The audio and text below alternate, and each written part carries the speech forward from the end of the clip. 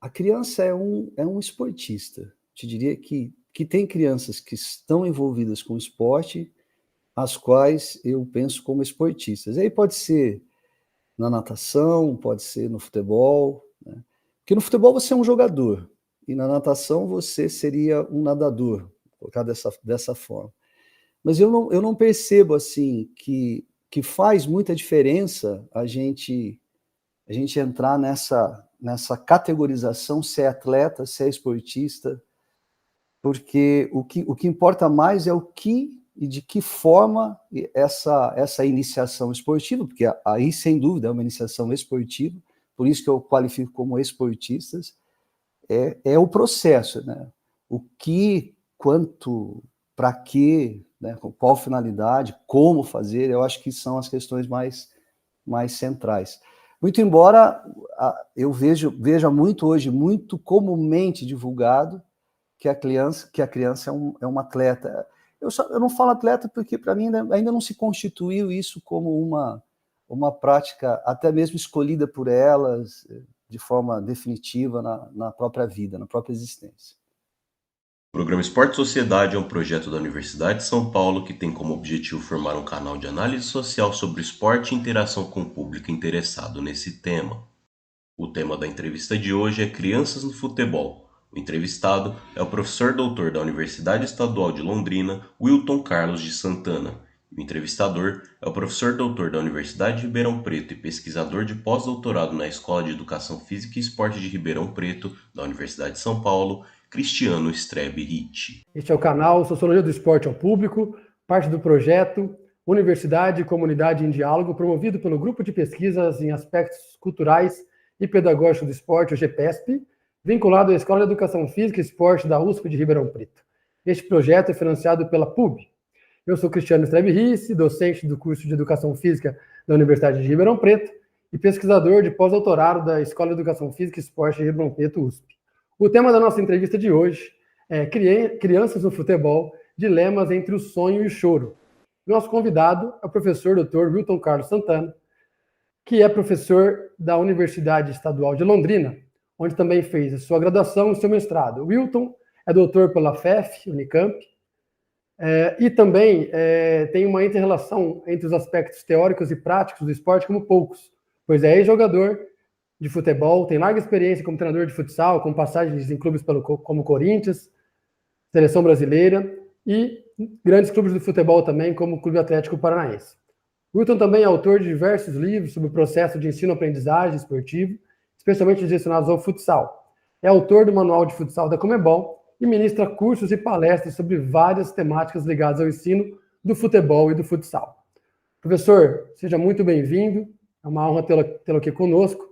E já passando a palavra, eu já peço que você se introduza contando um pouquinho da sua trajetória como esportista e como educador. Bom, Cris, antes de tudo, grato pelo convite. Eu sei que esse grupo em Sociologia do Esporte é liderado pelo Renato Marques, e tem você, um dos alunos talvez mais atuantes e também de maior tempo nesse grupo, não é? Então, parabéns pela iniciativa, me sinto muito honrado de participar, ser entrevistado por vocês.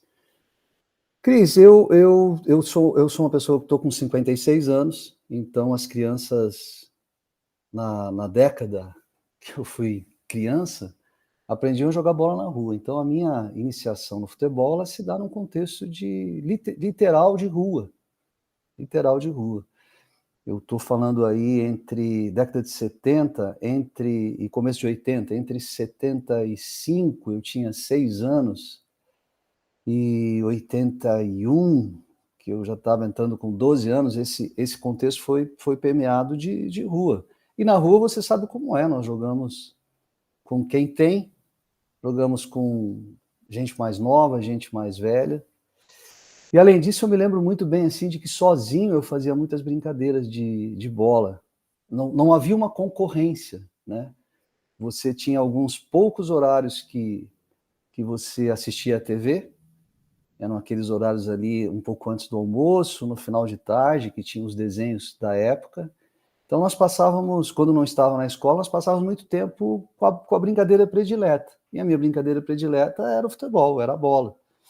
Meu pai, um cara que jogou bola, minha mãe, uma ex-basquetebolista, quer dizer, até de alto rendimento. Então tinha bola na minha casa pra caramba. Eu me lembro de vários jogos que eu fazia sozinho ali. Então era uma rua que ela, enquanto ao espaço, ela estava no campinho, que é quase que algo desconhecido das crianças, o campinho, as crianças de hoje não falam em campinho. E depois disso vem quadra. Aí eu fui para o futsal. Então eu chego no futsal com 12 anos, de 11 para 12 anos, de 81. E rapidamente eu tenho uma... Quando eu entro no esporte assim, como ele é, antes era um jogar bola, passando para o esporte, o futsal foi... Rapidamente eu começo a subir as categorias, até precocemente. Eu chego na categoria principal com 14 anos. Acho que eu sou de uma geração de jogadores que jogou futsal, inclusive no âmbito nacional. Por exemplo, o Vaguinho, que era o meu colega ali de time, chegou a ser campeão mundial em 96. Então nós tínhamos na verdade, assim, eram poucos jogadores, mas com muitos resultados, assim, no âmbito estadual e até nacional. Eu fico no futebol, no futsal, até os 14 para 15 anos eu vou para o futebol. Então, prática simultânea de futsal e futebol eu fiz pouquíssimo, assim, mas eu já fiz nessa fase. Aí quando eu vou para o futebol, eu já vou para uma seleção brasileira de base, sub-16, depois o Flamengo até a sub-20, e depois, quando tudo passaria a ser profissão, acontece um revés muito mais emocional do que qualquer outra coisa, e eu me perco, eu me afasto do futebol profissional. E quando eu me afasto do futebol profissional, eu entro na educação física. Eu nem tinha muitas ideias assim de fazer educação física, mas aquilo que talvez para continuar no esporte, que era aquilo que eu vinha fazendo, eu permaneço na educação física, faço graduação na Universidade Estadual de Londrina, e aí já começo a trabalhar como treinador de futsal ainda dentro do curso, isso em 1990. E na sequência, assim, depois de algum tempo dentro de quadra como treinador, e aí de categorias menores, de categoria principal, com algumas seleções menores e principal como treinador, no Paraná, eu vou fazer stricto sensu. Aí eu vou para a Unicamp, faço mestrado e doutorado com a Heloísa Reis, que na verdade ela era também uma ex-jogadora de futebol, a Elo, e ela me orienta até fora do tema da Heloísa, porque o tema da Heloísa é violência no futebol e violência. Ela estuda hooliganismo, enfim. Mas ela me orienta primeiro ali com questões relacionadas à prática pedagógica do professor, do treinador de futsal de iniciantes, e depois no doutorado eu fui investigar modelo de jogo, enfim, ideias de treinadores mais avançados, treinadores que eram treinadores campeões da Liga Futsal até aquele momento ali. Dentro da Unicamp, eu saio da Unicamp e me efetivo como professor na UEL. Mas eu já tinha trabalhos assim como professor na Unopar, eu fiquei 10 anos na Unopar. Quando eu entro na Universidade Estadual de Londrina, eu saio da Unopar e me dedico à UEL, onde estou até hoje. Na universidade, você sabe muito bem disso, a gente tem as disciplinas.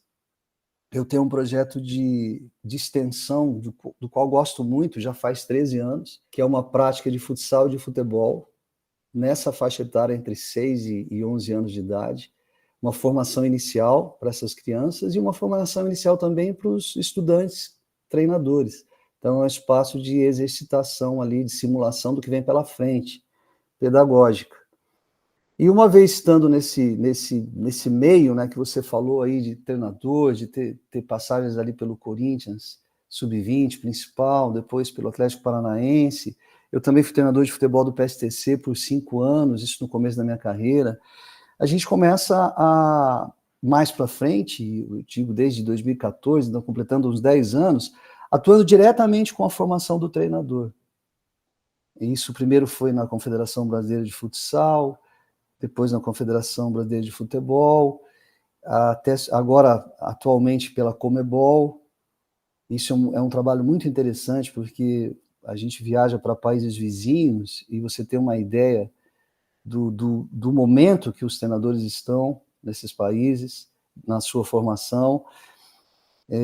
Então, e também tem a Federação Catarinense, que eu já estou indo já há 3 anos, que é um projeto bastante interessante, inovador, de formação de treinadores de futebol, aí no caso. Então, eu acabo me envolvendo com isso, né? Sem querer, mas as pessoas acabam me chamando para trabalhar nessa dimensão. Professor, aproveitando toda essa sua larga experiência, né? E entrando já mais especificamente no tema criança e futebol, né? Criança é atleta? Fala um pouquinho para a gente Essa como é uma boa esse papel pergunta. social, essas implicações, né? Eu percebo assim, a criança é um esportista. Te diria que tem crianças que estão envolvidas com esporte, as quais eu penso como esportistas. Aí pode ser na natação, pode ser no futebol, né? Porque no futebol você é um jogador, e na natação você seria um nadador, colocar dessa forma. Mas eu não percebo assim que faz muita diferença a gente entrar nessa categorização, ser atleta, ser esportista, porque o que importa mais é o que e de que forma essa iniciação esportiva, porque aí, sem dúvida, é uma iniciação esportiva, por isso que eu qualifico como esportistas, é o processo, né? O que, quanto, para quê, né? Com qual finalidade, como fazer, eu acho que são as questões mais centrais.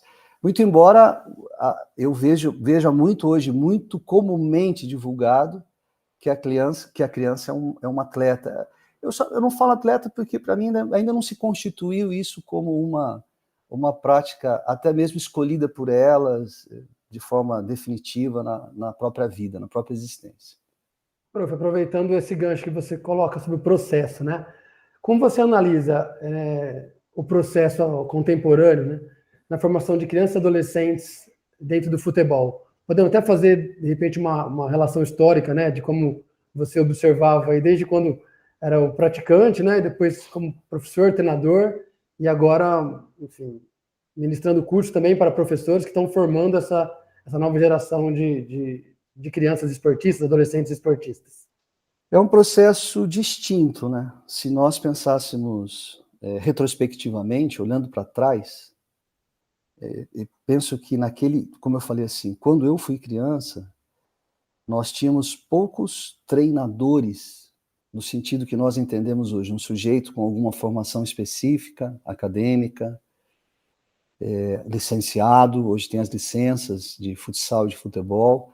Então nós tínhamos poucos, havia mais poucos, eram mais abnegados, pessoas que dedicavam parte do seu tempo àquilo, sem necessariamente responder às questões metodológicas, porque não tinham parâmetros para tanto, era mais uma cópia daquilo que viam ou fizeram.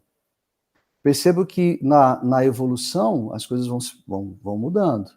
Então hoje, mas já há algum tempo, você tem o sujeito, desde que as escolas de futebol eclodem ali na década de 90, é preciso se lembrar disso, e aí a gente tem a entrada dos profissionais, professores, na época ainda não havia o bacharelado, eram professores, licenciatura plena, atuavam na formação de jogadores. E também veio uma certa sistematização do sistema de formação esportiva. Ou seja, agora passou-se a ter dentro dos clubes, sobretudo, e depois as escolinhas, as associações congêneres, a presença do treinador, e aí você começa a complexificar esse sistema, porque daí entram os pais, entra as competições formais, e aí sim, usar a arbitragem, entram os dirigentes de clubes, começa a complexificar isso. Eu digo complexificar porque essas pessoas começam a manter relações entre si, um afetando o outro, um afetando o espaço de atuação do outro. Na literatura, você vai encontrar como agentes socializadores, são aqueles que estão no entorno esportivo infantil. O avanço disso, assim, que momento que nós estamos hoje? Nós estamos hoje com aquilo que é talvez o tema mais sensível, que seria não mais só a formação daquilo que se faz nas 4 linhas, na preparação do jogador, mas aquilo que a enorme expectativa gerada em torno dessa prática. Então, os meus pais muito pouco me viram treinar realmente raramente, porque eles trabalhavam e tudo mais. Mas jogar, competir, muito pouco. E eu já era uma criança com 11 para 12 anos. Hoje é muito comum, frequente, a presença, a participação dos pais desde a mais tenra idade, e isso gera uma série de expectativas. Então, talvez a gente falar mais sobre isso, mas a diferença central para mim é essa: você sai de uma prática quase que educativa, que era aquela da rua, que era sem intenção de educar, embora educasse, para uma prática formal, que seria aí revestida de uma pedagogia, que é o que se tem, para mim, desde a década de 90, até esse momento que exponenciou esse conjunto de expectativas em torno de um resultado, de um desempenho que a criança possa ofertar ou não. E, prof, aproveitando essa relação dos agentes socializadores, né? Você citou aí pais, treinadores, também a gente tem a figura hoje do empresário, né? Teria como você um pouquinho mais como cada uma dessas relações são observadas por você hoje em dia? O pai e o filho, o treinador e o pai, o empresário, enfim, todos esses agentes que estão nessa teia complexa de relações que você citou anteriormente, né? Sim.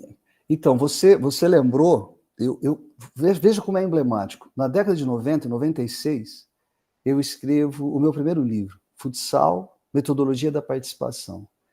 O que é a metodologia da participação?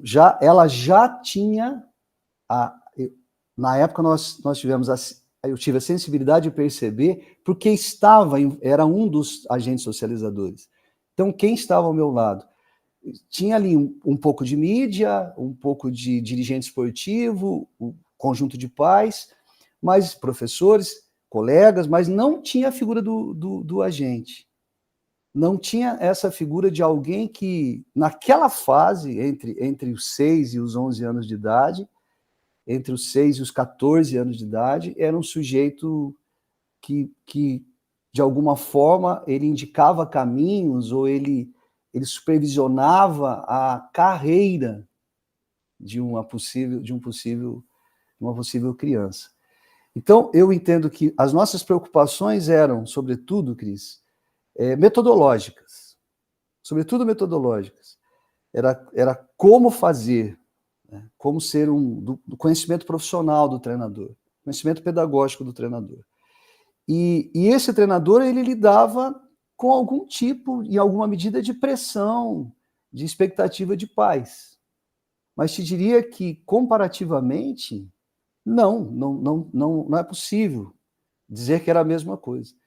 Hoje você tem esse sujeito criança que ele tem uma mídia social controlada pelos pais, na qual, se você pegar os perfis, na qual está escrito lá que ele é um atleta de um clube de expressão, e isso invadiu o imaginário e a prática de todos os pais. Então, mesmo que o filho não seja esse, que é uma minoria, que está dentro de um clube de futebol, pode ser um garoto que está dentro de uma escolinha, mas a expectativa é que ele seja esse futuro grande craque do futebol brasileiro. Então, é o que eu disse. Por exemplo, eu tenho poucas fotos da época que joguei. O que eu tenho são fotos da época. Hoje as crianças têm cortes que são realizados pelos seus pais ou pelos seus agentes, que são cortes que vão para a mídia social com a clara intenção de que viralizem, de que virem notícia, de que se espalhem e de que isso, de alguma forma, renda algum tipo de vantagem precoce. Porque, de fato, todo esse conjunto de expectativas, ele é absolutamente precoce. Eu te diria que ele é hiper precoce. Porque não há nenhuma possibilidade de garantir que uma criança, mesmo nesse grupo minoritário, que essa criança vai constituir uma carreira. Quer dizer, não há essa possibilidade. É um fenômeno absolutamente complexo que tem um desfecho múltiplo. E aí é uma preocupação. Então, quando você me fala do tema, você lê o tema para mim, você diz que o desfecho pode ser o choro, quer dizer, pode ser o afastamento, pode ser o desligamento. Então, eu vejo que nesse âmbito tem dois grandes problemas aí, Cris. Um é esse, dessa hiperprecocidade, muito prematuro, que você cria uma série de expectativas, e que isso não é bom para quem está se divertindo e jogando bola. Então, é quase que uma interdição do jogar bola para você se preocupar com desejos, anseios de pessoas adultas e futuros. E aí, quando dá certo para um desses meninos, mesmo que momentaneamente, isso desperta na comunidade de pais, quer dizer, reforça que, poxa, então pode dar certo, então pode chegar a nossa vez. E a gente sabe muito bem que não, que o esporte em alguma medida ele é para todos, mas em alguma medida ele é para poucos, né? E o outro problema é esse, que o que eu percebo, sobretudo no futebol, é que as crianças, elas se iniciam, elas são, de alguma forma, captadas, que é o termo, hoje existe um departamento de captação, né? Até tem um amigo em comum, você deve conhecer o professor Marcelo Massa, que ele fala de captura, não de captação, ele fala de captura. Captura é a ideia de sequestro mesmo, de você ir lá e retirar da infância e levar para esse conjunto, para esse nicho de expectativas elevadas.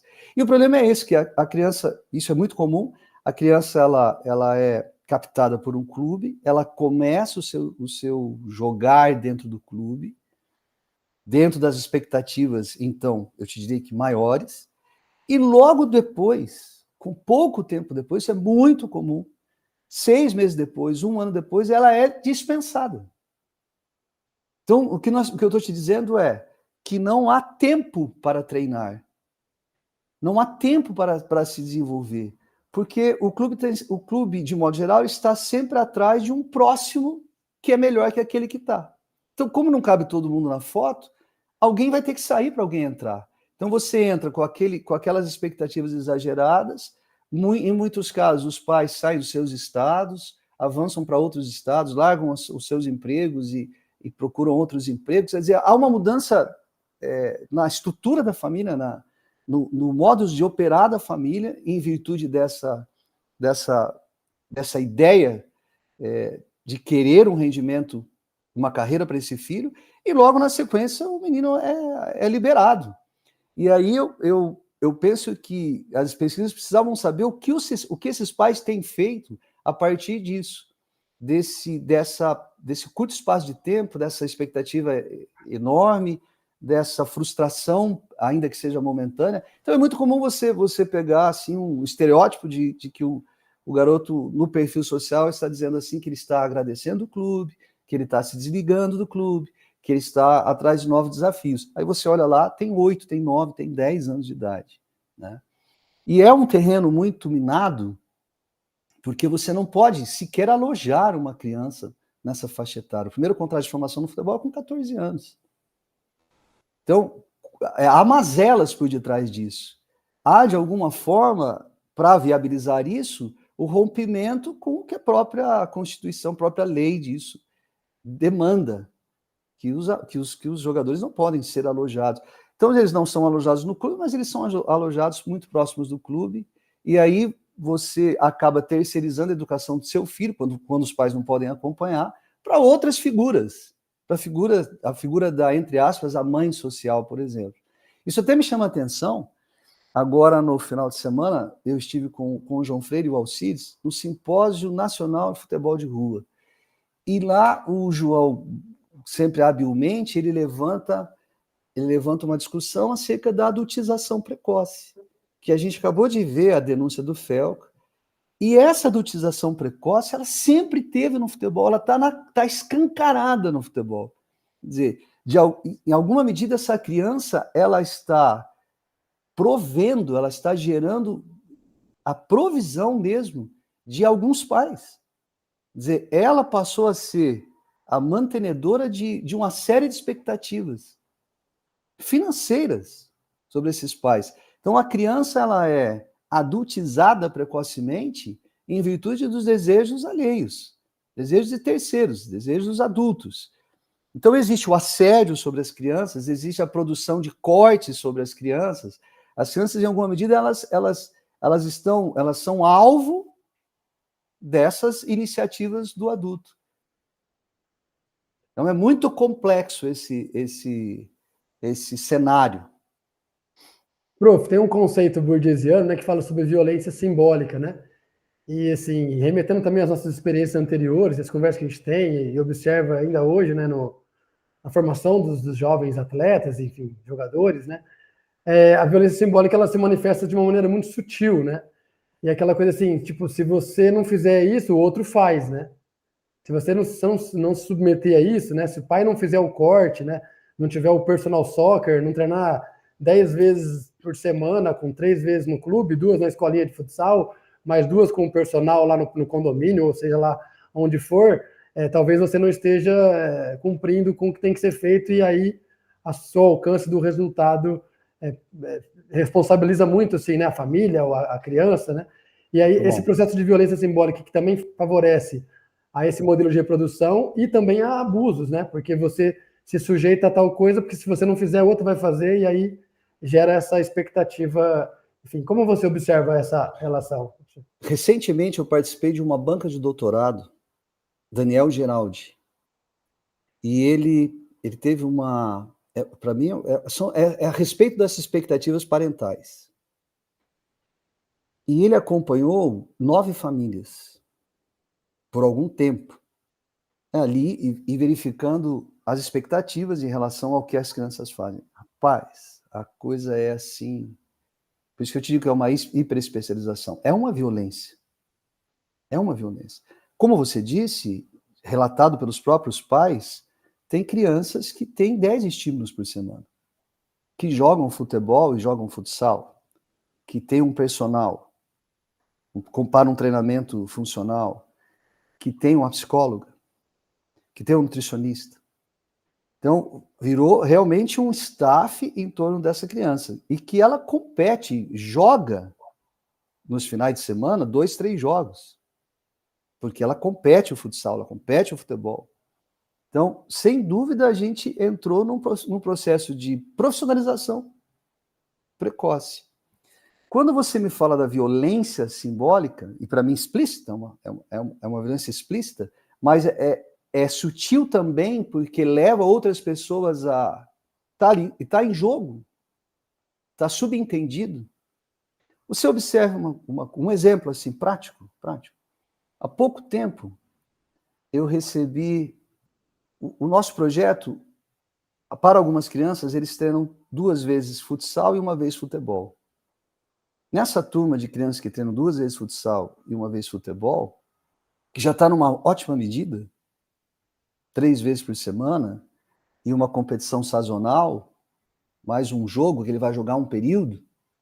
Então, de ensino formal, de sistematização, já é o suficiente. No mais, ele deveria estar brincando de outras coisas, inclusive de futebol. Um dos pais que leva o garoto para lá, ele diz assim para mim: o que você me oferece aqui?